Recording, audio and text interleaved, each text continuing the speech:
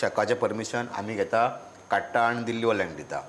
वा रेस्टॉरंटाचें परमिशन आमी घेता काडटा आनी दिल्ली वाल्यांक. ज्यूस सेंटर, एक्सायज लायसन्स सगळें आमी काडटा आमच्या नांवार गोंयकार आनी काडटा आनी दिल्ली वाल्यांक दिता. आनी अशें सगळें जाल्या उपरांत हो सगळो मॅस जाता पळय तेन्ना ते बॉब मारता आमीच. आनी शंक मारता तांच्या नांवान. सो म्हाका दिसता गोंयकारान जागो जावपाक जाय, बेश्टो जागो जावपाक जाय न्हू. तेमी उठसूट तुमी भायल्यान काडून विकला सगळें, तें काडून भाड्यांक दिला सगळें आनी आतां तेंच्या नांवान बॉब मारता. हेका दिसता आमी गोंयकार रिस्पॉन्सिबल आहा. ह्या सिस्टमीक ह्या पॉलिटिशियनांक जितके जबाबदार आमी धरता तितके म्हाका दिसता प्रत्येक म्हणजे जे गोंयकारान हें केलां कर्मां तेंच्यांनी आपणाकूय जबाबदारी धरपाक जाय, रिस्पॉन्सिबल धरपाक जाय गोश्टी खातीर.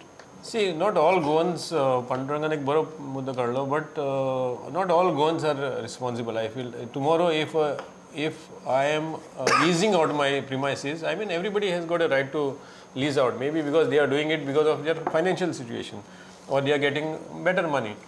It doesn't mean that the business should be run illegally. आता फाल्यां हांवें धरून कोणाक एक लीज दिले म्हजी premises, that person has to comply with those formalities. Yes. But given the system, Pramod, to a question called though, it's very difficult. Now we have reached a point of no return, I think. That's why I said we need a collapse. Collapse. Then only we can rebuild something. Yes.